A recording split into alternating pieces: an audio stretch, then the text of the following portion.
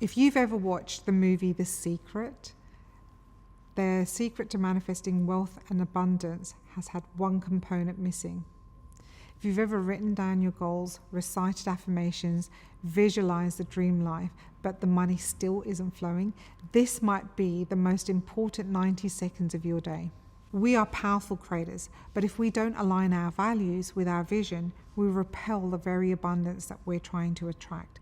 You see, Dr. Demartini said something to me in our interview that just gave me the chills.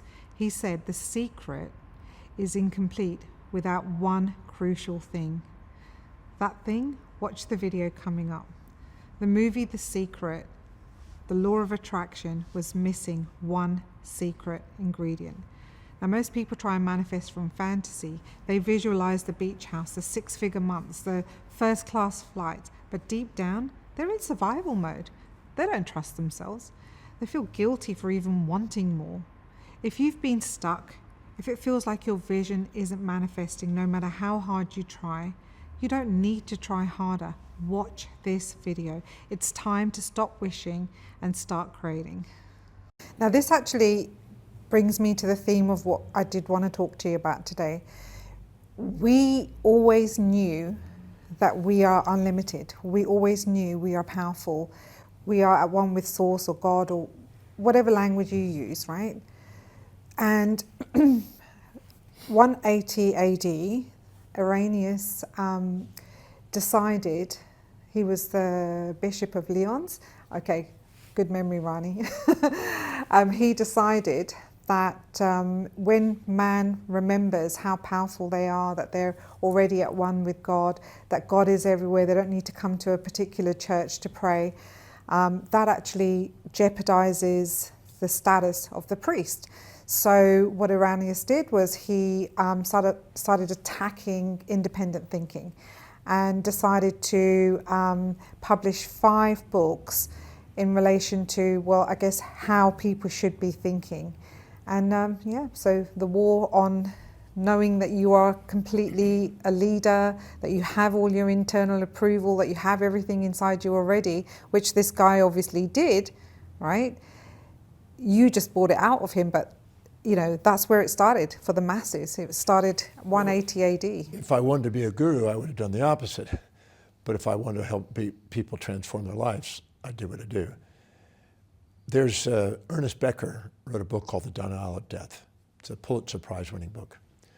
And he said that basically the anxiety of mortality drives a lot of behavior. Our fear of death, in other words, and the fear of loss of our identity.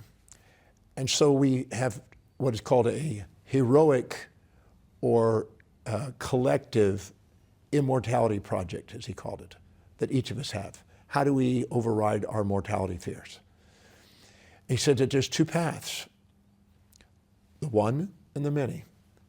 If you take the path of the many, you conform to the group and you become part of a collective, heroic immortality quotient. The contribution of a society that remains and leaves its mark. The other is an individual that goes a path of an individual that is not necessarily nonconformist, because then you're actually just doing an anti-conformism, but an individual path that's unique to them, that's literally a unique hierarchy of value structured pathway. He said those are the individuals that cause change. If everybody did the conformist, we'd have just stagnation. We'd have dogma. We'd be trapped traditionally. Somebody has to be the revolutionist at times.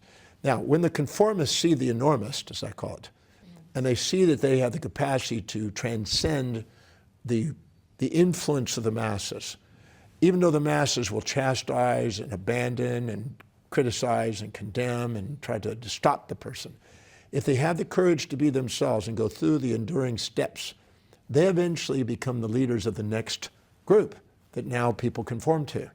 And so there's a revolution going with this process. And so most people are afraid to be on that individual path, but those are the ones that leave their mark. They're the ones that make a difference. When I ask people how many want to make a difference, everybody says yes. But then when you see how many are willing to make the difference and be different from the crowd, very few people are willing to do that.